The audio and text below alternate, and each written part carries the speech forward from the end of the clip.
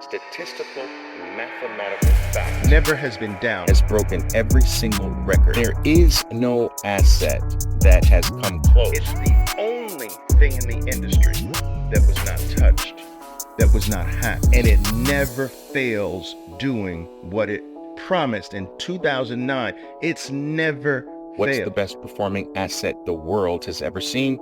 And you'll find out that it's Bitcoin. Good morning, good afternoon, good evening, traders, Bitcoiners. Welcome to another, live X Spaces session. I have to get kind of used to getting beyond the Twitter Spaces term here. But I'm hoping all of you are doing well on this fine Tuesday. I guess it's Tuesday for the vast majority of us in the world today. I have a few hours actually before I leave Colombia. I'm off to Mexico to continue spreading the gospel of freedom, spreading the gospel of Bitcoin and the freedom that Bitcoin offers in Mexico. I'll be there for about 2 weeks or so. I can never really know these things because if I really like a place that I go to, I'll extend for a while. And so I can't even know when I'm going to be leaving Mexico. I do know that I am back in the United States in September sometime. So I do have a number of weeks before I have to make a decision to leave, but we'll see. And if you happen to be in Mexico, certainly if you happen to be a Bitcoiner, love to meet up. But what I wanted to do here before I actually left is to really have one last Twitter Spaces. I imagine that my ability to basically do one of these during my trip to Mexico is probably going to be very nil. The odds of me doing one is probably very nil. It's not zero, but it's pretty close to zero in my opinion. So I wanted to get one done before I left. I hope you don't mind. And I hope you have brought some questions for me, because during my live sessions here, I am not really one to bring a lot of people on to speak and talk with their poor mic qualities and their background noise and fumbling around. And I just feel that I can deliver more value by taking your questions in the comments below, responding to them.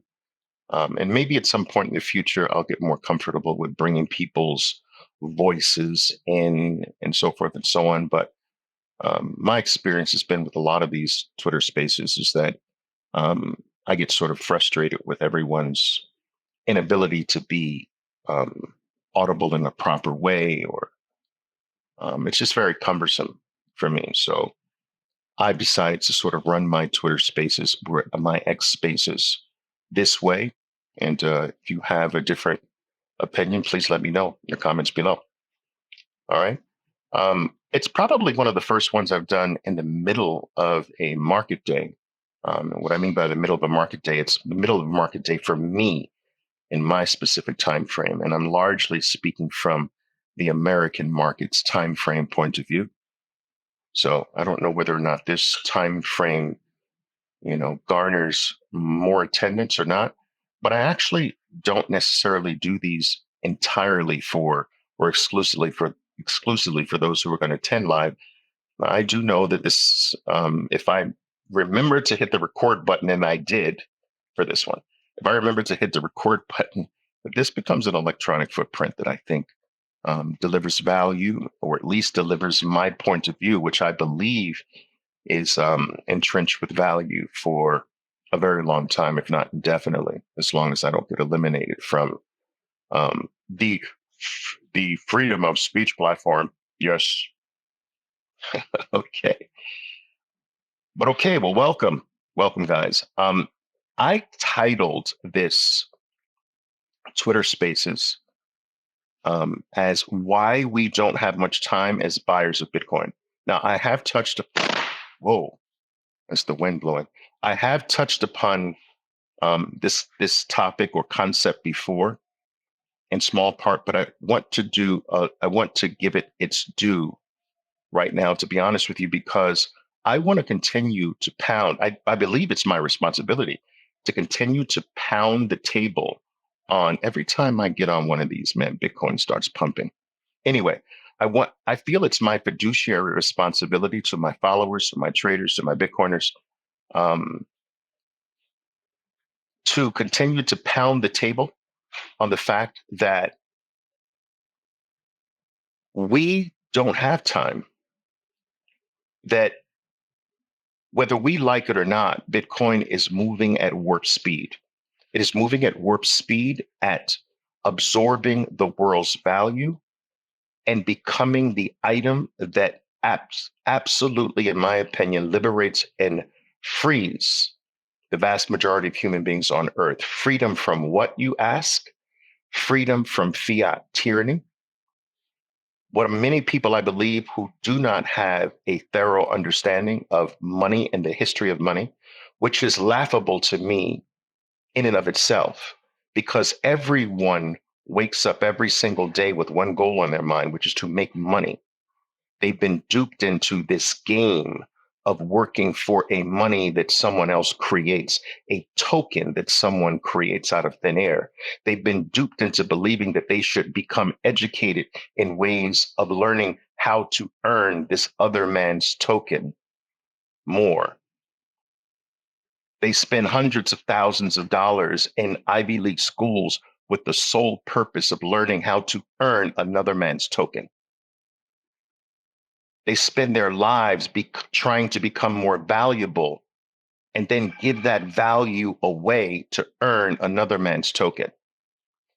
And this other man's token is what we call fiat currency, money that is spun out of thin air and it's controlled by a small group of, normally in most countries, white men in suits in a dark room smoking cigars. I'm smoking a cigar right now, by the way.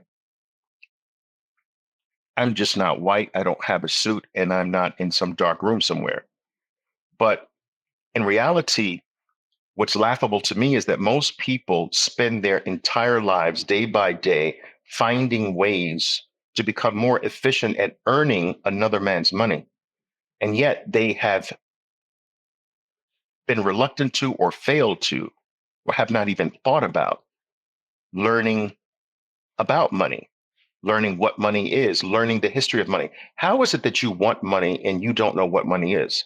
How is it that you want money and you've never studied money? How is it that you want money and you don't know anything about the history of money throughout the ages? You don't know what it means, its importance to the human race. Most people today believe that money is a piece of paper.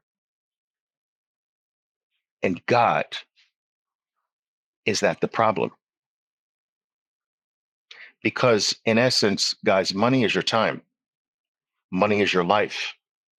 There's this saying that I've lived with most of my adolescent life. My mother was extraordinarily religious, and so that meant that I was extraordinarily religious. And I was forced to do a small number of things every single day of my life. I was forced to read every single day of my life. I was forced to play the piano every single day of my young life. And I was forced to go to church virtually every single day of my life. That's mom's part. And I grew up with this notion that money wasn't that important. That yes, it was important to survive in today's world on a day-to-day basis, but money was the root of all evil. That was preached to me my entire adolescent life. And it is only after doing the deep dive on money, it's only because I spent the majority of my life in my mother's library reading book after book, going down rabbit hole after rabbit hole, that I realize that money is one of those items that separates the human species from other species, from all other species on planet Earth. You see, think about this. Money serves as your time that you don't need now stored for when you might need it in the future. And so basically, money is a medium of trade, a medium of exchange in its core function. It makes for trade. And think about this, traders, Bitcoiners, think about this. There are not many animals or living species on the planet that trade. There are some. They don't trade, and those don't trade at the level that human beings trade. But for the most part, we are the dominant species that trade. We trade with each other. And because we trade, we don't need to engage in violence. Have you studied this? Have you looked into this? Have you looked into the importance of trade and how money is the medium of that trade? We are human because we trade. We are a higher species because we trade. We are more civilized than virtually every other aspect of life on this planet because we trade. And because we trade, we don't have to kill each other. Because I can trade with you, I don't have to kill you for something that I need.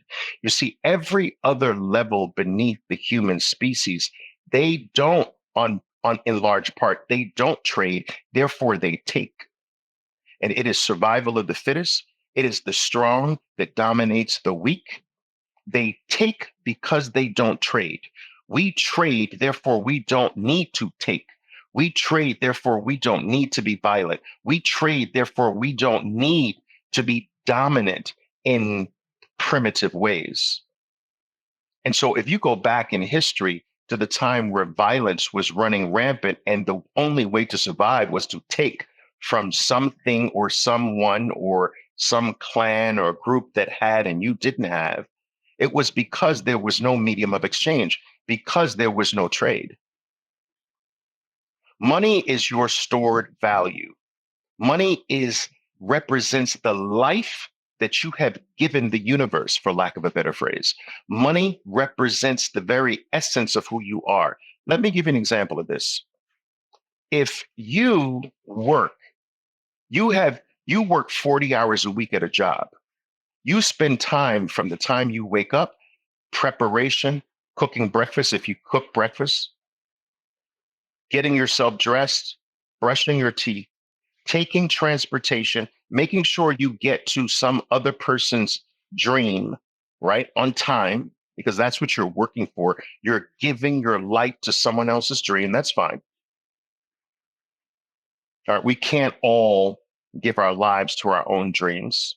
That's unrealistic to expect. So sometimes we need, in fact, the majority of human beings will have to give up their life, their essence, their time.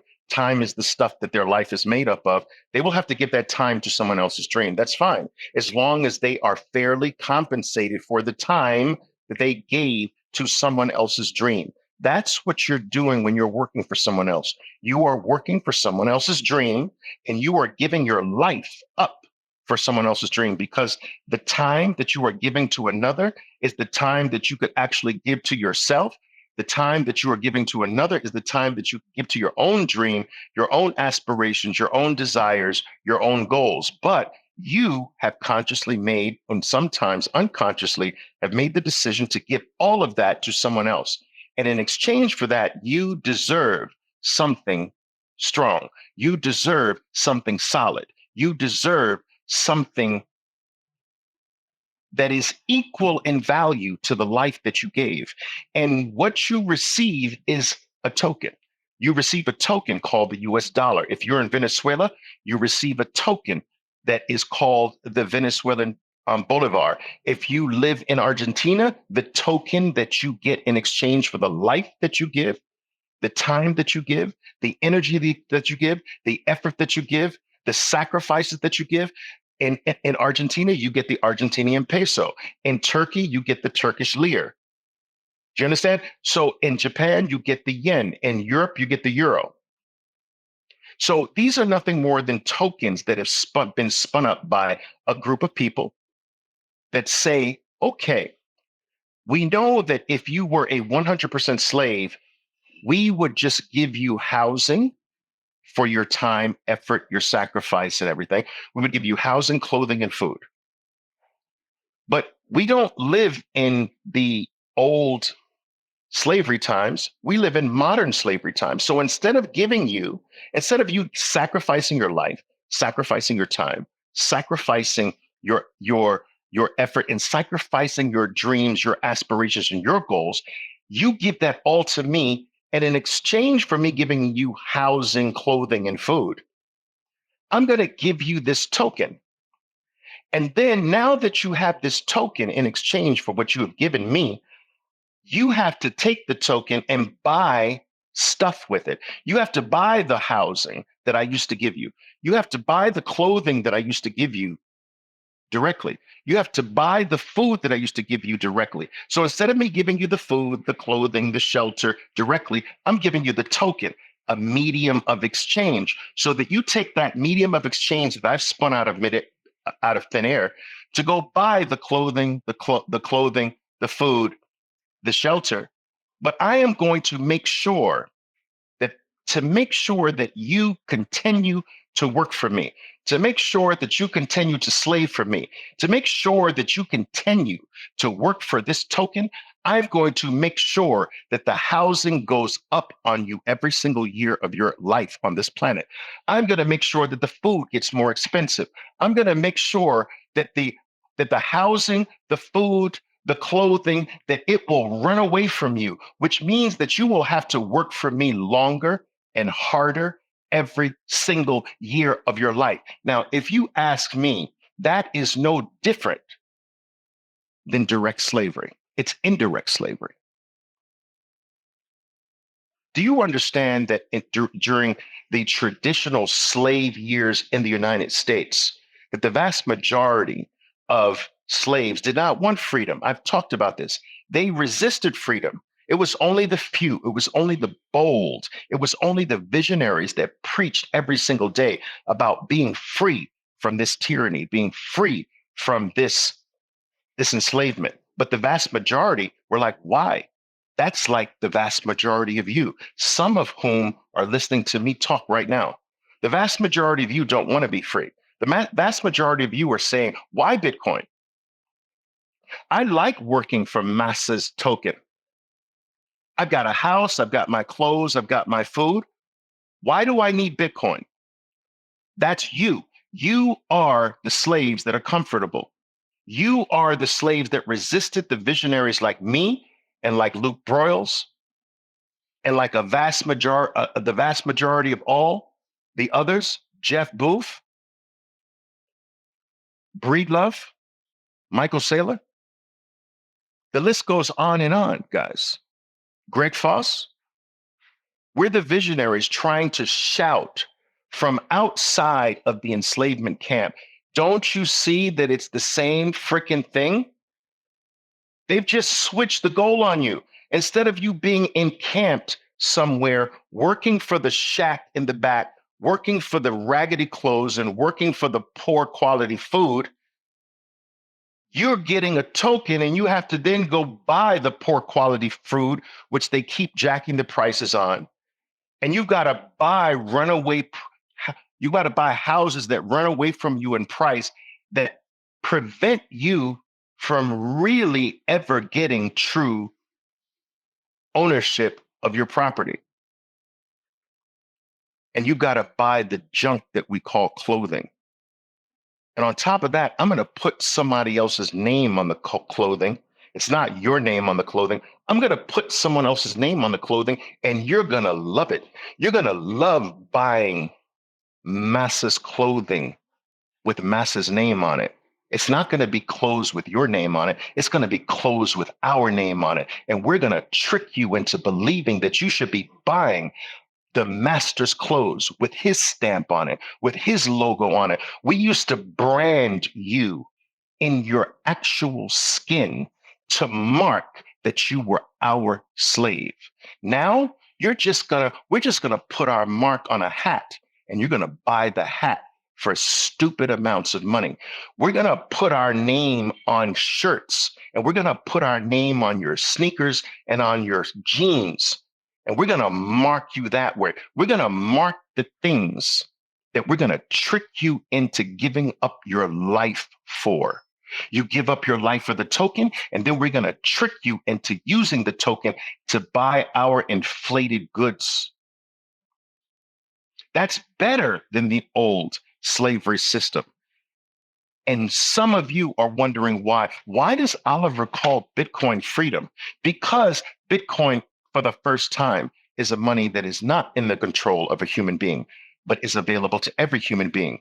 Bitcoin is your exit. It is not debased. Its monetary policy is known by every single person in the world. It's audited every 10 minutes of its life forever. And every single person can verify every single transaction that's ever occurred on the Bitcoin network. Bitcoin has come to free us from this nonsense. And I feel that it is my responsibility, having had this epiphany, to shout from the rooftops like I'm freaking, what's the guy's name? John the Baptist, shouting in the freaking wilderness to people who have no clue that don't you see that you are a slave? This is not about, oh, what network has the fastest transactions, Oliver? Oh, this blockchain has faster transactions than Bitcoin's blockchain. Are you freaking kidding me? How low IQ are you? Oh, wait a minute, but does Bitcoin have NFTs? Seriously? JPEGs of monkeys? That's what you think this is about? Oh, well, wait a minute. This blockchain allows me to speak with other blockchains. Really? Shit talking to shit? Shit being able to communicate with shit? Guys, come on, wake up, please. Your family's future depends on you seeing this. Your family's future, for generation after generation, will judge you and question, why did my grandfather, my grandmother did not see this when they lived during the time where they could buy this? Because let me tell you this, your ability to buy Bitcoin is going to disappear in my lifetime and in your lifetime, especially in your lifetime, maybe in my lifetime. I believe in my lifetime, your ability to buy Bitcoin is going to disappear. It's actually disappearing now. This is why I believe the BlackRocks of the world are getting into this. They see the writing on the wall. Why do you think the SEC basically sent a message to Coinbase and told them, delist everything on your exchange except Bitcoin? Bitcoin is disappearing before our very eyes. The ability to buy Manhattan real estate today is a lot harder than it was 200 years ago. You can't basically buy it unless you're willing to give up, you know, half of your organs and half of the limbs on your body. It used to be free. Some of the early settlers got Manhattan real estate for a pig, one pig, and a freaking a blanket that was infused with, what was the disease? Someone can type it for me, but was infused with disease so that the person that they traded with could die. The native Indian that they traded the blanket to could die. Manhattan real estate used to be primarily free. Now you have to give up half of your life.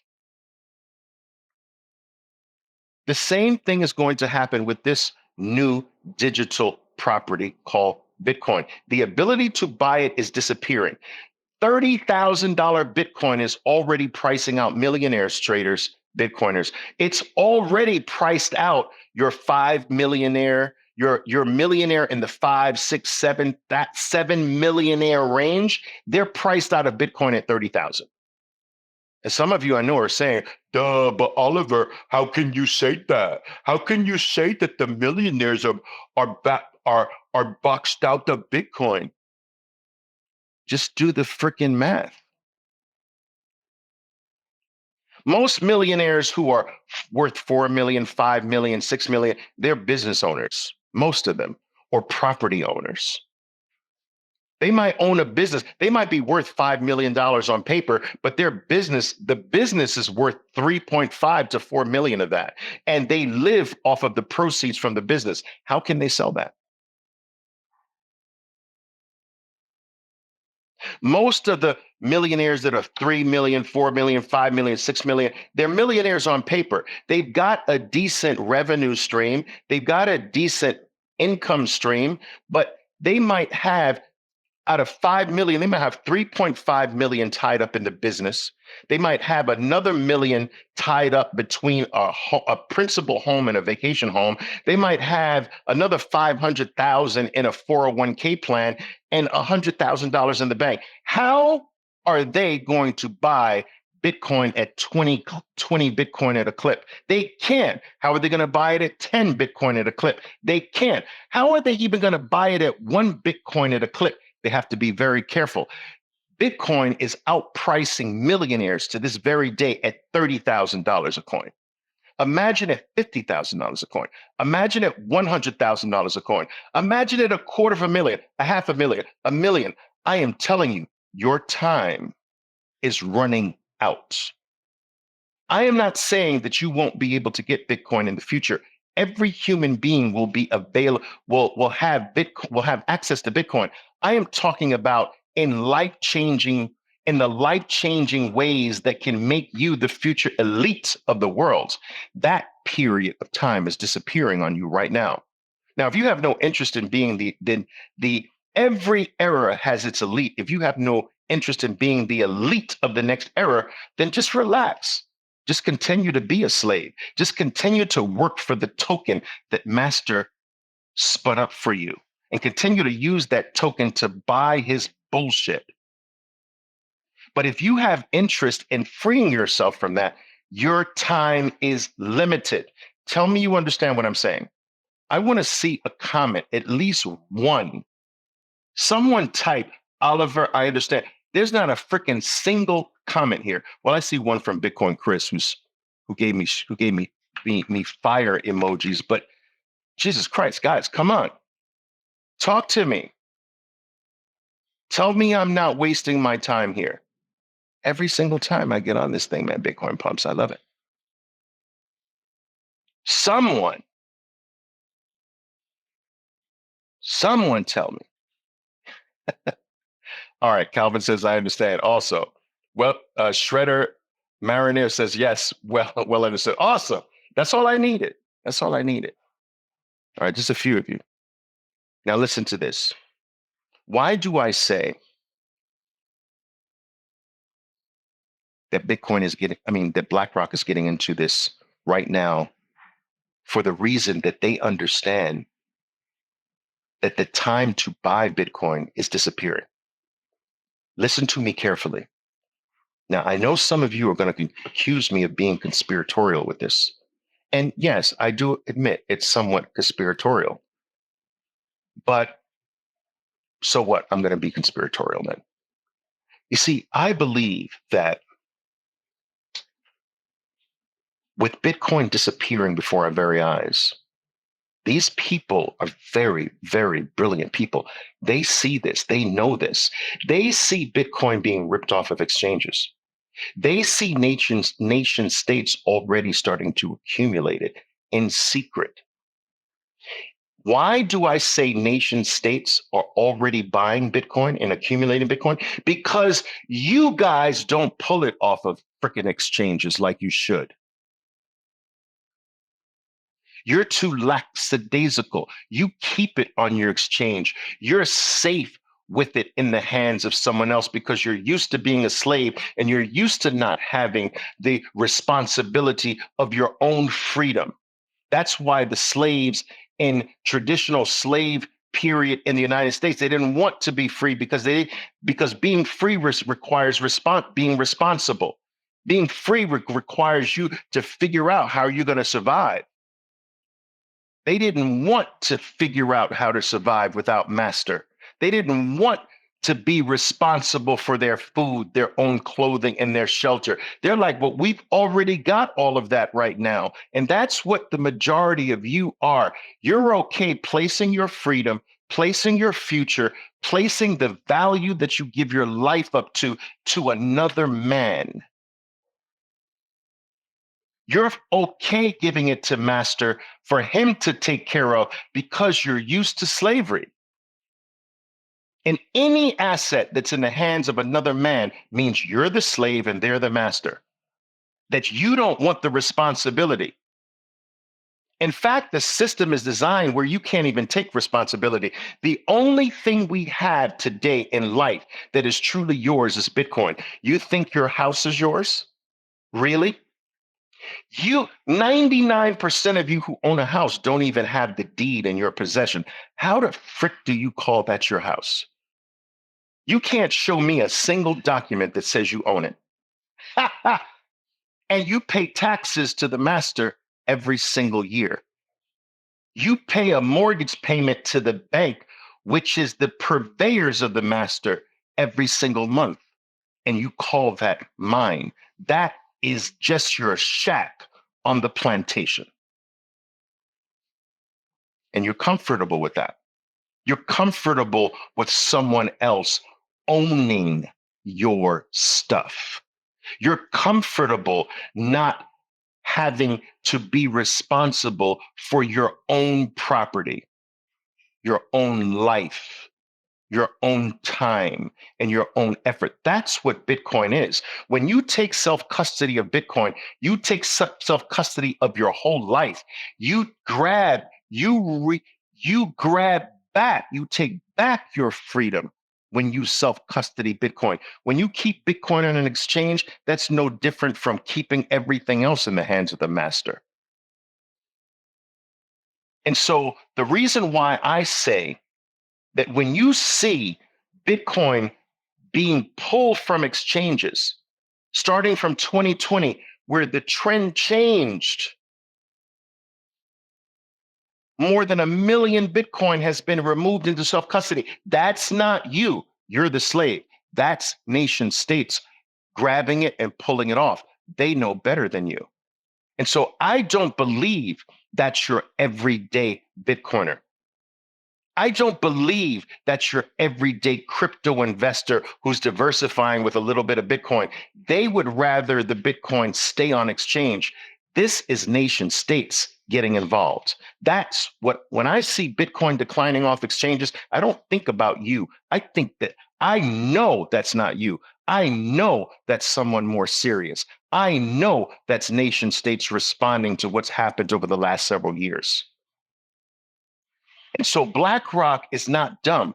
The Fidelities of the world are not done. The Charles Schwabs of the world are not done. You understand? The Vanecks of the world are not done, are not dumb. These guys are not dumb. They see this. They know this. They know this deeper than I do. And what they're doing is they're preparing themselves for a day where the only door to Bitcoin is them, because there's no other Bitcoin to buy. You won't be able to go to Coinbase. Look at what the SEC just told them. Get everything off the exchange except Bitcoin. Now, here's where the conspiratorial stuff comes in. And I'm proud about the fact that it's conspiratorial. Most conspiracies either have a kernel of truth or they actually become true. Here's what I believe. I believe Coinbase is being positioned to be a custodian, the main custodial place, the main custodian for Bitcoin in the United States. I believe that everything else is going to be a registered security, and yes, that includes Ethereum. I believe Bitcoin is going to be hailed as the only thing that is true property, and that your ability to buy it will disappear except through BlackRock and maybe a small number of other things. Think about how that was already done. Take the entire financial system today. You have to basically go through 5 people today to access the entire world's financial system today. If you get cut off from the banking system, you're shit out of luck. You better play nice or you're just cut off. Russia found that out. People every single day who have ideas and voice opinions that are not liked by the powers that be, they get cut off from the entire financial system. There's only a small handful that basically are the apps through which you access this vast global system, and you better play nice. The plan is to do this with Bitcoin, guys. The up the new and upcoming financial system. The plan is to get it set up early because the writing is on the freaking wall. That the only way to access Bitcoin is through me. You can't get it on Coinbase anymore. They are just our custodian. You can't get it on Kraken. You can't get it on any exchange. You got to come through our ETFs. There's going to be 5 of them maybe at the end of the day. And these 5 will largely use the same custodian. And then the idea might be to play around with it, to create new custodial rules for this new special asset. You know how everyone was talking about the fact that, oh, the SEC should come up with different guidelines and different rules because this technology is new. The Howey test was built in the 1930s. How could the Howey test apply to this? And that's what in my opinion, they're going to use that. They're going to use that to say, yes, it is right that this is brand new. We're going to create different custodial rules. We're going to give those who use Coinbase or whatever their chosen custodian for, we're going to give them rights to have, they're going to have special rights with what they have in custody there. These rights are going to differ from anything else that you custody. So maybe that's paper Bitcoin. Maybe 20%, 40% of the amount of Bitcoin custodian can be played with, can be sold fractional Bitcoin. But mark my words, the time that you have to press a buy button on an exchange and pull it into your own custody, oh, mark my words, traders, Bitcoiners, that is going to disappear. And custodying Bitcoin is going to be for the OGs. We're the OGs of the future. People are going to look back and say, wow, you lived during a period where you could actually have it yourself. You could custody it. You could buy it directly. Really? You were around? How old are you, dude?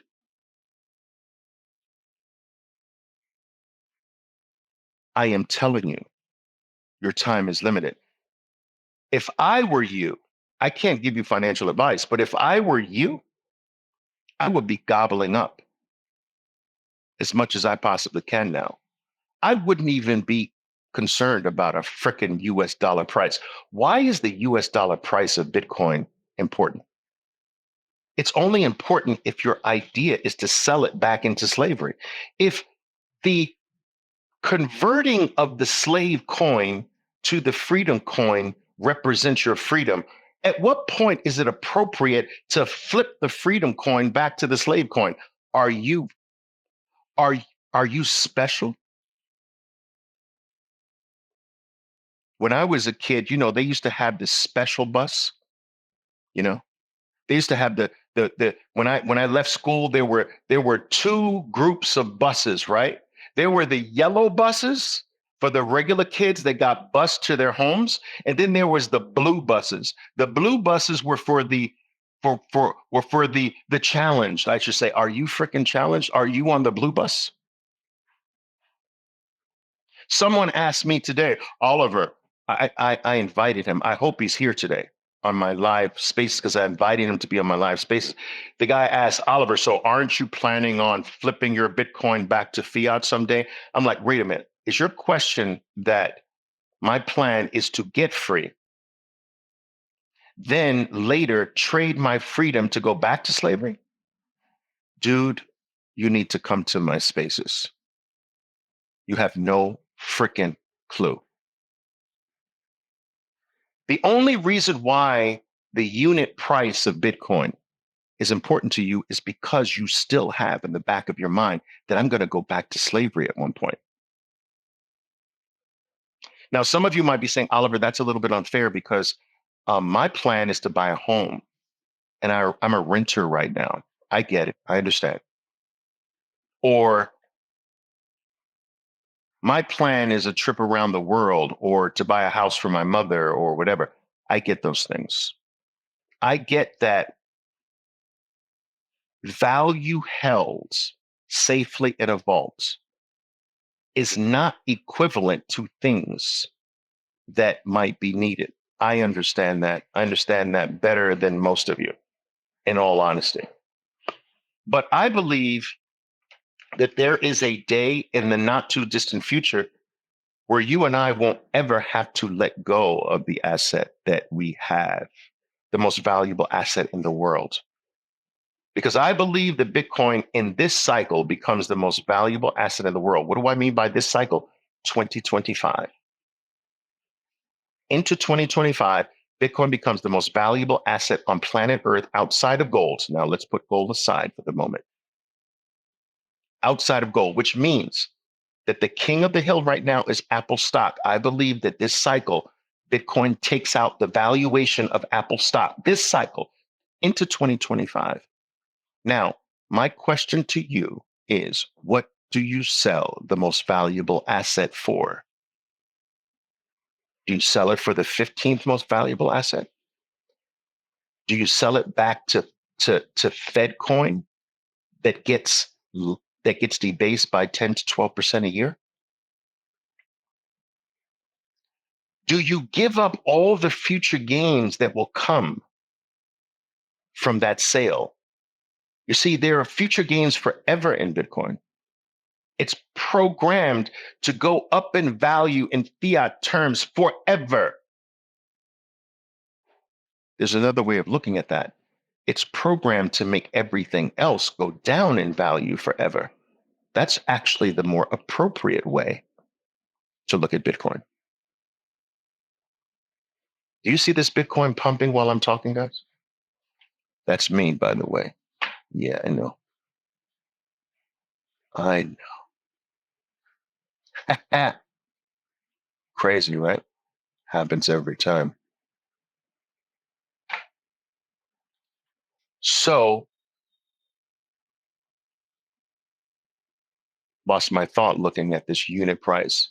The unit price is not really important. I'm not saying it has zero importance because it is a useful barometer. But I believe that we are coming to a point very not too far in the future where you won't have to sell your precious Bitcoin to get anything you want in life. In fact, I believe we're coming upon a future where the red carpet will freaking be rolled out before you because you will be the new elite on planet Earth. And I believe that every single bank will have a collaborative custody division for Bitcoin. And that as long as you are willing to, in a collaborative way, custody your Bitcoin with the bank, you could have anything on planet Earth that you want because everything on planet Earth is less valuable than the collateral. When you have the pristine collateral on Earth, you never give that up. Do you understand? People who do that never get it back. The Indians that gave up Manhattan for a pig in a blanket never got it back. Even if they realized their mistake, they never got it back. Do you understand this? You'll never get it back when it becomes the most valuable asset in the world. That's why you want to be careful of letting it go. And there will be ways for you to maximize the value of it for things that are less valuable: cars, yachts, houses, vacation homes, trips around the freaking world. Those things are not, it's not necessary to sell the most pristine asset in the world to gain those things. So have some freaking patience and wait for those things to come. Stop thinking like a freaking trader. I know my whole reputation in this life is as a trader. And it gets me in trouble with Bitcoin because a lot of Bitcoiners just initially look at me and say, "Oh, this guy's a trader," and pass on by. It's their freaking loss. But in reality, the point is that this is the last thing you should be trading. And what a lot of those people who pass me by, because my whole career has been based on trading, not failing to realize that we're all traders in everything except Bitcoin. Traders of our time for other things. We're all traders. Everyone's a trader, just not in Bitcoin. That's my message. Don't trade everything else for Bitcoin. Don't trade Bitcoin for anything else. And so what they fail to realize is that the vast majority of what I do is not trading. The vast majority of what I do is holding. I have held Eli Lilly from March of 1981. Take a look at the stock symbol LLY. I have held McDonald's from 1988. I've held Microsoft from 1994. I've held Apple from 1998. I've held Amazon from 2003. I have held Tesla from the late 2000s. I've held Nvidia from 2010. I have held Facebook from almost the very beginning, Meta. And I've got thousands of people that can verify that for you because I carried everybody with me. The same way I carried over 6,000, 7,000 people with me into Bitcoin in March 2020. In March 2020, all of them came with me. Some of them are listening to this right now. They will tell you, I was there. I was there when Oliver took us into Bitcoin in March of 2020. I was there when Oliver called, when Bitcoin was 4,000, when Bitcoin was 4,000 to 6,000, Oliver called a $40,000 Bitcoin price. I was there. They're listening right now. I guarantee you. So I am a trader at heart. I will trade your mother-in-law. If there were a exchange to trade mother-in-laws, I'd be trading mother-in-laws. I will trade anything on planet Earth except Bitcoin. Everything has a price for me except Bitcoin. Do you understand? I'll trade my house. I'll trade my cars. I'll trade my plane. I'll trade anything in life, but I won't trade Bitcoin. Bitcoin is freedom. Bitcoin is life itself. You give up life when you sell Bitcoin back into the system that Bitcoin freed you from. Have some freaking patience. Why do you think the US government in the year 2021, 2 years ago, gave every single bank in America the right to custody Bitcoin? Why do you think that? Why do you think that this BlackRock news is just out of the, they just decided that last week? They don't play the game that way. Do you understand? They don't play the game that way. These are now, I used to tell my traders all the time, there's no such thing as real-time news. You think the news is new? No, it's new for you, you peon. The news has been planned very meticulously for a long time before it comes down to little old you. There's no such thing as real time news. There's no such thing as breaking news. You can't be, that's the height of naivete to think that there's something called breaking news. That's the height of naivete to think that there's something called real-time news. The person who types the news for the newscaster to read is a minimum wage typist. They know the news before you. Someone gave the minimum wage typist the news, and someone gave the manager the news to give to the minimum wage typist to type before it became news. And a whole series of other decisions before that took place over years, not days, not weeks, not months, years. They don't play the game like you live your life minute to minute, day by day. Oh, what's today? Tuesday? My days are mixed up. I thought it was Wednesday already. They don't play life that way. They play the long game. Do you understand?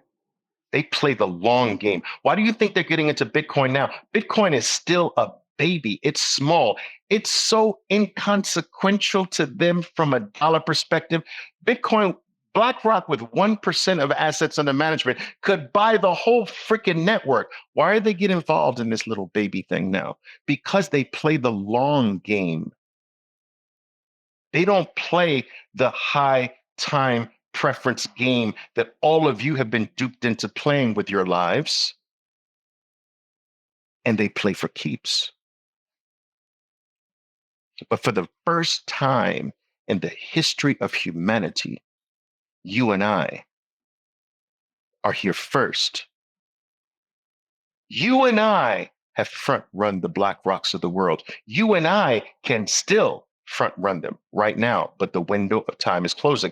Now, I ran into some trouble saying this, not trouble, I should say, but trouble for a lack of a better word, because some people were saying, Oliver, well, if this Oliver guy thinks that, the little guy owns Bitcoin, I don't know what to say about him. No, the little guy still in bulk owns Bitcoin. That can change if you let go. That can change if all the trickery can shake Bitcoin from your hands. If you focus too much on the unit price, the US dollar unit price, and get scared out of it to go back to your slave, the comfort of the slavery you've known all of your life, that can change, but it's still largely in the hands of regular people. It's your job not to let that change. Now, some people have asked me, Oliver, can BlackRock and these guys getting in start manipulating Bitcoin in the price or whatever? To a certain extent, from a short term perspective, yes, but who cares? Because their games will only help us. When price suppression of Bitcoin occurs, doesn't it help the person who wants more? There are people like me and some of you, I'll give you that. Not a lot of you, but some of you. There are people like me and some of you who welcome red bars. We welcome collapses. We welcome bear periods. We welcome soft markets in Bitcoin from a US dollar unit price. You know why? Because it just drives more of the supply into my wallet that will never see the freaking light of day. You think I'm the only one? You think you're the only one? There are millions of us. We don't give a hoot about what the unit dollar price is. We don't care how low you make Bitcoin seem to go. From us, Bitcoin is freedom, freedom, freedom at whatever price the US dollar says it is. And we, first of all, don't even believe what the US dollar says about anything. So when you say Bitcoin is worth 20,000, we don't believe that. We just buy it, but we don't believe it. When you say Bitcoin is worth $20,000, that is what that's the dollar's opinion of Bitcoin. That's not my opinion of Bitcoin. Bitcoin's millions of dollars already. But if you want to give it to me at 29, I will take it all day long and twice. No, 3 times on Sunday night. Our time is disappearing, traders, Bitcoiners. We don't have time. And no, where is this guy? Is he here? No, I do not plan to convert my Bitcoin from what I, from the slave state that Bitcoin allowed me to escape from. Are you stupid?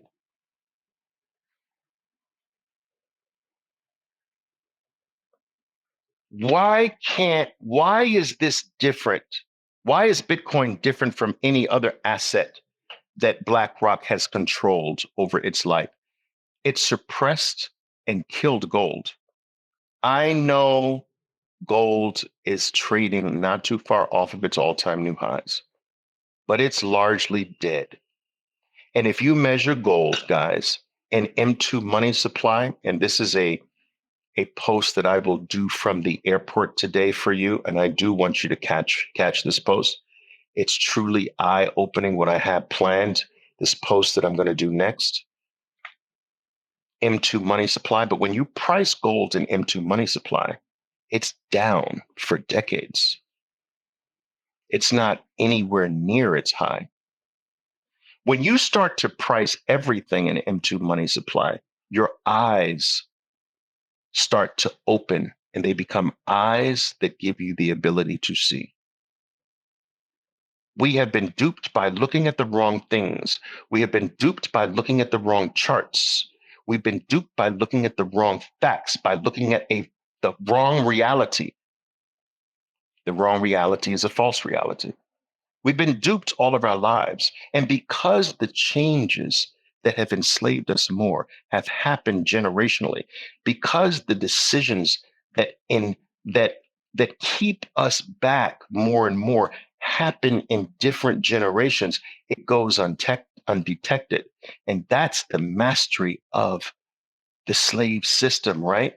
It makes sure that your children are indoctrinated differently from you so that your children are more okay than you are with something.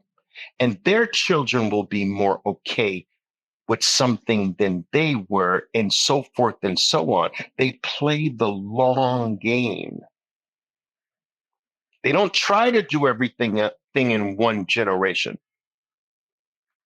You know, first, let's divide the nation by color, black and whites. Now let's take the whites and divide them by gender. White females, white males. Let's take the blacks and divide them by gender. Black females, black males. Now let's pit the two genders against each other. Each one of these happened in a different generation. The color game happened in one generation. The gender game happened in another generation. And then after the female rights, after the female is against the male, and the female is pitted against the male, the next part, the next generation was, let's take the female out of the household, away from her children. And let this way we can start training the children to be a certain way, to believe a certain way. And by God, let's not teach them about what money is. We will never allow that in our educational system. We will never teach money. We will teach Keynesian economics, which is slave language. We will teach the language of slavery, Keynesian economics, but we will not teach them true economics. We will not teach them what money is. We will not teach them how to manage their money. We will not teach them what makes the world go around money. We will teach them all other kinds of nonsense, but we won't teach them that. So we will take the female out of the household. We will take the children out of the household. State-sponsored education that's not allowed to teach them money. This all happened in different generations. The color game happened in one generation. The gender game happened in the next generation. The taking the female out of the home happened in the third generation. The fourth generation was taking the children out of the home into state-sponsored schoolship. And then it was, now we can detach the money from anything sound. That was the next step. And then the next step was like, we need more division here. Let's take the females and split them up into 50 different groups. And let's take the males and split them up into 50 different groups. First, it was gay females and straight females and gay males and straight males. Pit them against each other. Now let's take the gays and split them into 50 different groups. And the straight men, let's split them into 50 different groups. And let's have them all fighting amongst each other while we continue to rape and enslave through the system. Now, I know I'm using some harsh words, and I could probably choose my words better. But sometimes this shock value has a value, because when you lift the curtain and you finally see that the Oz, the King of Oz that you thought was almighty, is really just this broken down old thing that is failing. You lift the curtain on Oz, and you see that the wizard that you thought was so huge and powerful is broken and scrambling for survival. It opens your eyes in a very different way, and you start to understand where all the distraction comes from. You start to understand why there's such a concentrated effort to keep you away from understanding money. Why is it that during every single major sporting event in the United States, that the biggest number of new laws get passed? Go look it up. The greatest number of new laws get passed during the biggest sporting events in America. Why is that? During some of the biggest holidays, documents get signed at a higher clip. Why is it that certain topics become the dominance of news, right? All of a sudden, like, why is this news now? That always makes me curious, right? Why all of a sudden is this the news everywhere now? I smell a rat. Anyway, the bottom line, guys, is that what Bitcoin allows us to do is to not even have to worry about any of that stuff. And what I will encourage you to do is to get your head out of this short-term thinking. The winning is never short-term. These large things I've told you that have taken place generationally, that's the long game. You've got to start playing the long game. You got to start thinking 2032. What you do today is building your life in 2032 and 2028. Don't get to 2028 and 2032 say, oh, I wish my life was better. 2032 lives with you today. It lives inside of each one of your actions. It lives inside of each one of your decisions. You already have the year of 2032 with you now. You already have the year of 2028 with you right now. It's locked inside of every single one of your decisions. It's locked inside of every single one of the actions that you make now. There is no such thing as the future. The future is now inside of every action and every decision, but it requires some responsibility. It requires some vision. It requires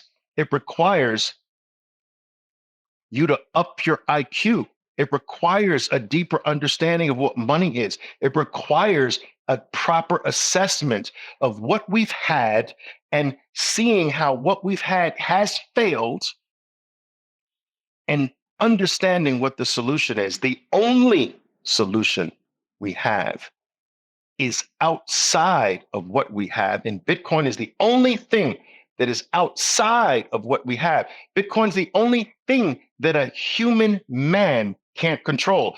Bitcoin is the only thing that is available to every human man. The US dollar is not available to everyone. Is the US dollar available to Russia? No. Is the US dollar available to Venezuelan? If they get it illegally, yes, but basically no. Is the US dollar available to North Korea? No. There is no other money that's available to every human being on planet Earth except Bitcoin. So it is available to every human being on the planet, yet it is outside of the control of any human being on the planet. It's the only thing that is free outside of the system. And I say it's our responsibility to swap the current system for the new. That every time you get something that you don't need, put it in Bitcoin. I can't tell you what to do. I am not a financial advisor. I'm not legally capable of telling you what to do with your finances. But sitting down as friends, which is what I consider us doing right now, I would say sitting down with you friends, smoking a cigar with a glass of wine or something like that, I would say, if I were you, if I make $10 and don't need two, I can live without $2. I waste $2 on other things, other BS. I put the $2 in Bitcoin and forget about it. We're talking 2032, right? 2028, 2032. I'd put the $2 and not even think about it until 2028, 2032. Every single time I get $10, if I can spare $2 and don't need it to live, don't need it for milk, don't need it for eggs, don't need it for transportation, I'd put it in Bitcoin and not even look until 2028, 2032. This is earning your freedom. And if you can't see that right now, I strongly encourage that you study. I strongly encourage that you begin the journey, because I believe that one day in your future, maybe long after you're gone, your ancestors, I guess you can't say ancestors, your future generations will judge you. You will either be the buffoon of the family who had, you were the chosen one, you had the ability when it was available to you. Now that all the world knows, they can point at you and say, he failed us. She failed us. My great great grandfather was there. My grandfather was there. Failed us. Wasn't smart enough. Didn't see it. Didn't have the vision. Too ignorant. Not educated enough. That's how I believe those who don't adopt Bitcoin will be viewed and judged by history. The same people who didn't see the automobile, that didn't see electricity, that didn't see the printing press, that didn't see fire, that didn't see the internet. How many companies exist who didn't adopt the internet because they didn't see it? Where are they today? You think they exist in bulk? Hell no. Don't be one of them. If you can't see what I'm talking about here today, you have some work to do. It's okay, but get that work done. All right. Abraham is asking, talking about custodial, what's going to happen to private wallets then? They have to be registered when regulators come. There might be some attempt to do that. But remember that Bitcoin is global. So the regulation of Bitcoin is virtually impossible because it is global, because it is truly decentralized. And so all of those attempts will fail. The same way the attempts of a BlackRock trying to manipulate price will fail, because the difference is that this is an asset that can be custodied. The reason why gold was able to be co-opted by the powers that be is because the vast majority of the above ground supply of gold was already in the hands of banks and other custodians. And all you had to do was gain control of the banks and the custodians, which already were in the control, were already controlled. And so because you did not have to confiscate you could just close the door on withdrawal from the custodian. That gold was almost instantly co-opted in 1933 in the United States and later in 1971. When America severed the convertibility of gold into the US dollar in 1971, the problems were already in full force. The problems started in the mid 1960s, and the concerns just grew to the point where the American government said, enough is enough. Our gold reserves are being drained by everyone requesting their gold back. We're going to stop the possibility of anyone in the world, any other country coming back to get their gold. And the reason why that was possible is because everyone had their gold with the United States. You see, during the World War II, Hitler was raiding everyone's gold, so many countries sent their gold to the United States to be secured. And with gold in the custody of the United States, being that the gangsters they are, I have a lot of respect for their gangsterhood. They just said, we're just going to take this because what? Possession is 9/10 of the law. What are you going to do about it? And so I tell you, possession is 9/10 of the law. Don't let someone possess this asset. Don't let someone possess what is quickly going to be the most valuable thing on planet Earth. You need to self-custody this thing, and self-custody, self-custody, possession is 9/10 of the law. You're going to have 9/10 of the law in your favor. What are you going to go door by door and gobble up every 1/10 0.005 of a Bitcoin from somebody? They're going to jail every single citizen. That's why it's possible, it's necessary for us to get to what's called the intransigent minority. That minority that becomes so powerful that you just have to let them have their way. That's what my Jewish brothers and sisters have done. Almost every restaurant I go to has kosher beef, kosher meat. It's not that the vast majority of people that go there are concerned with whether the meat is kosher. It's just that it's easier just to satisfy my Jewish brothers and sisters because nobody else really cares. That's not Jewish. So we kill two birds with one stone. That's what I mean by the intransigent minority.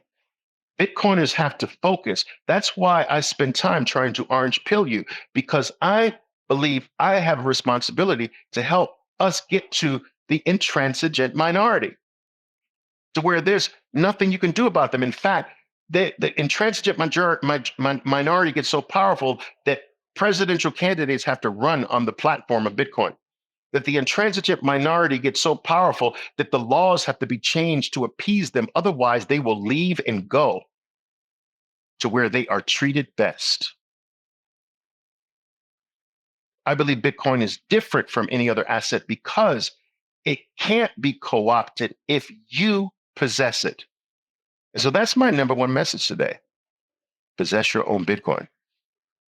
But Oliver, it's so complicated. I don't buy that bullshit. You put together more complicated things during Christmas for your kids. Ever put a racing track together for your son on Christmas? Are you kidding me? One of those Hot Wheel racing car things takes me freaking 3-4 hours. You ever buy IKEA furniture?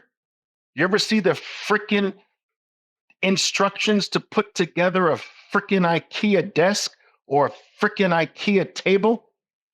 Are you kidding me? You guys will figure out other BS, but you won't figure out how to custody your Bitcoin with a few clicks. I don't buy that. Man up, woman up.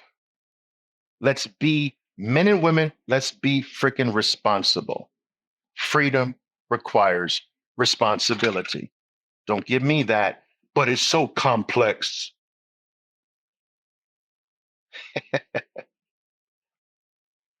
Thy kingdom come. I've been hearing that cold card is best for cold storage. Any thoughts on this versus Ledger? Yes, if you're going to force me to compare against Cold Card and Ledger, Cold Card every single day of the week, twice on Sunday, Ledger, toss that. Guys, I will tell you this. Let me tell you why I take such a hard stance on companies that might even be sound companies, but companies that stop being sound to me when they also support what is harmful to Bitcoin.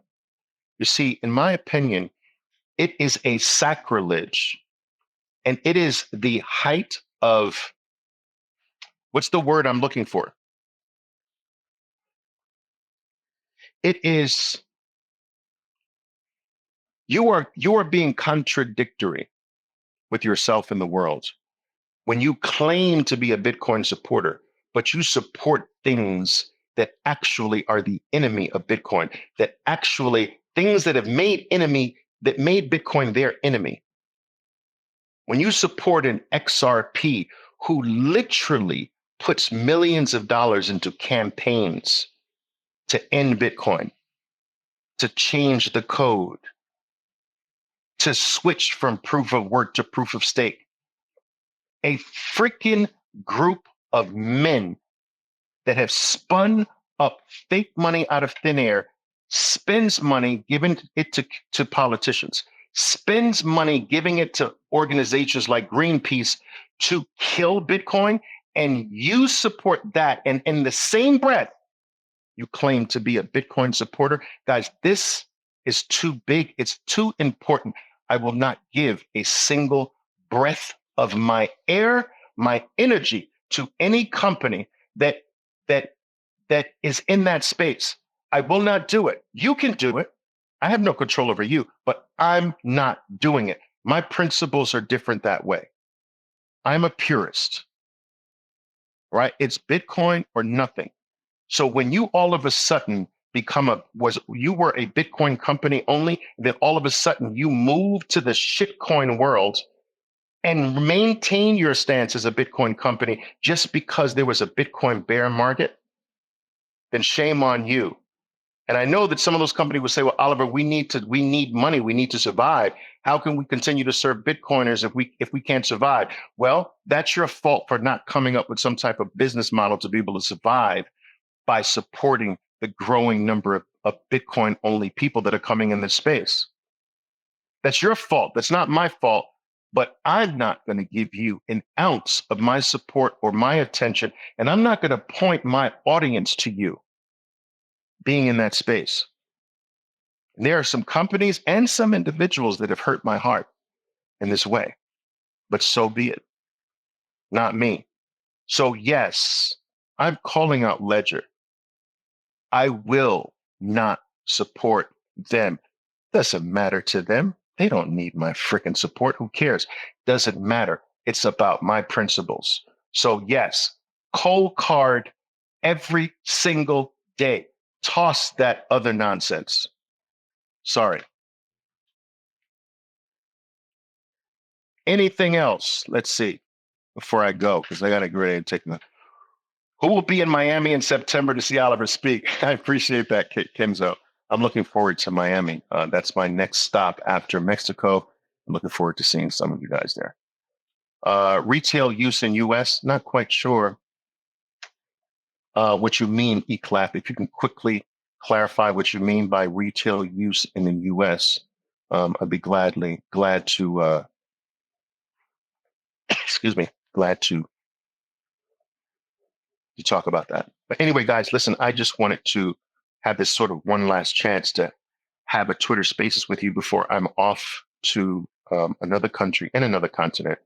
And yes, every time I am given the privilege, the honor of grabbing a mic or speaking to a group of people, I want you all to know that the main message will be Bitcoin adoption.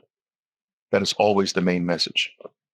Yes, I continue to talk about the only other thing that I know, the only other thing that I've really done in my life for the last 4 decades, which is trading the markets. But that is all today for the main purpose of getting more Bitcoin. You trade everything else. You don't trade Bitcoin. You trade everything else for Bitcoin. You trade your time with your employer for Bitcoin. You trade stocks for Bitcoin. You trade options for Bitcoin if that's your thing. You trade futures, Forex for Bitcoin. The same way. Some people say, well, Oliver, excuse me, guys. Come on, Oliver, man. Trade everything for Bitcoin? Well, I said, well, you've been trading your whole life for shitcoin. You've been trading your whole life for slave coin. You've been trading your whole life for the coin called the US dollar, the Mexican peso, the Argentinian peso, the Venezuelan bolivar, the Turkish lira, the Japanese yen, the European euro, the Chinese yuan, renminbi. You've been trading your whole life for these other shit coins. Why not trade it for the better coin? Everything in life should be traded for Bitcoin. Everything you do should be traded for Bitcoin. It's the better thing. It's dead smack in your face. Just pull up any chart in the world and compare it to Bitcoin. And you'll see clearly that that's the thing you should be giving your life to. That's the thing you should be sacrificing for. That's the thing you should be trading for. That's the thing you should be giving your time, your effort, and your energy for. Just pull up a chart of the US dollar over the past 50 years, the past 100 years. That's what you've been giving your life up for. Then pull up the lifelong chart of Bitcoin and see which one has proven that you should be giving your life to. Just look at the chart. Don't listen to the talking bobbleheads. Look at the freaking facts. Look at the chart. And it will be clear what you should be giving your life to.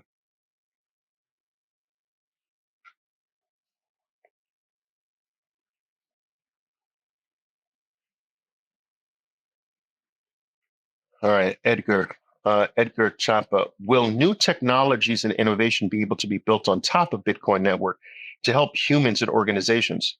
Well, of course. The same way, guys, money develops in layers, just like the internet develops in layers. There's the base layer protocol, TCP, right? And then on top of the base layer protocol of the internet, there's like the Googles of the world, all right? The Amazons of the world. So now there's another layer on the base layer, and you go through that layer to gain access to the base layer. And then on top of the Googles and the Amazons or the Apples of the world with the apps, right? And so now you largely gain access to the base layer of the internet through applications on your phone. Some of those applications get you a little deeper, like a web browser, a Google Chrome. Some of those applications give you the ability to utilize the protocol to buy stuff, Amazon. Like money happens in layers. Another way of thinking of money in layers is that think of a vault in your house that secures the vast majority of your family's wealth. Now, you wouldn't keep going into the vault to buy eggs and butter, would you? And steaks and shrimp and bottles of wine? No. That base layer, that vault, is not supposed to be fast. It's not supposed to be moving very much. It's supposed to be stationary and most of all secure and inaccessible to anyone else except you. That's the Bitcoin base layer. On top of that, you have other layers like the Lightning Network. You have side chains and other layers like Liquid, and many more are coming. The infrastructure being built on Bitcoin right now is absolutely astounding. And you will see this come to fruition more and more over the coming months, over the coming years. But this is something that you actually should not want to be rushed, because right now, Bitcoin is serving as the best savings technology on planet Earth. And which means that it is largely providing or servicing one of the most critical problems that the world has today, which is a true, legitimate, secure, solid, steady store of value. And you want to remain in the store of value stage as long as possible, because that's the number go up stage. That's the biggest number go up. Once Bitcoin starts being used every single day by 90% of the people on earth, its number go up slows to a crawl. And so don't rush being able to use Bitcoin to buy your eggs with it. Don't rush that. I'm telling you, don't rush it. You want store of value. Can I see this? You want store of value to stay here for a while. So yes, layer after layer after layer is going to be built. There's going to be a lending and borrowing layer on top of Bitcoin. We've already got the medium of exchange layer, Lightning. There's going to be other layers that also, in addition to Lightning, that come into fruition as well. Going to be all the different layers, the same way your money is layered. You have money in your pocket when you leave your house. That's the highest layer, the most liquid layer. You have money in your savings account. That's a lower level. You have money in your checking account. That's the layer between your pocket and your savings. So you have your pocket change. You have your checking account to pay current upcoming bills. You have your savings account, which is not for bills. It's for a rainy day or a problem that life throws your way. And then you have retirement and so forth. So you have all these layers, and the base layer of your wealth, think of that as Bitcoin right now. That's the base layer of your wealth. And people are talking about the base layer having speed. Dumb. They don't understand money. They're talking about the vault being fast. No, you want the pocket money in your jeans fast. You don't want your vault to be fast. That is stupid, because speed sacrifices security. You understand? And so in all of these bullshit cryptocurrency narratives stem from a lack of understanding of basic money. They're all scams, all of them. That's right, all of them. There is not one. And I will shout that confidently and without shame from the top of my lungs until the day I die, or until the day all of them die. And so I will tell you, any one of you who's a shitcoiner listening to me today, or will listen to me in the future with this recorded thing, you have faith in something else. You believe in that nonsense and these VC funded, propped up pump and dump schemes. I am telling you, you get absolutely no mercy from me. And I just want you to expect the harshest of all responses and comments coming back at you. And when if I feel that I can't break through to you after trying to run rings around your low level of IQ, then I will just mute you. But I will give you a few rounds at first, and then you get muted when I feel like there's no getting through to that low of a level of IQ. I'm sorry if that sounds egotistical. I'm sorry. I'm just too old at this particular point to have things like that bother me anymore. Right? I speak from what I believe, and I speak in the most clearest terms possible. And I hope some of you appreciate that. And if you don't, then there are other Twitter pages. All right, guys, listen, I got to run. Thank you very much. Love you guys to death. Let me see if there's one more. That's it. Good. Thank you for attending, guys. As I've always told you, each time I get an opportunity to speak with you, I do try my best to leave something of value behind. I hope I've done that here today. If I haven't, if you feel I failed in that response, please let me know. I promise these are only going to get better and better. And I will be speaking to you soon. I will not be stopping my tweets. I just probably won't be doing a live session anytime soon while outside of the country. All right, guys, enjoy the rest of your trading day. Enjoy the rest of your week. I'll see you soon. My name is Oliver Velez, and I am your 13%er Bitcoiner. Be safe out there, and until next time. Boom!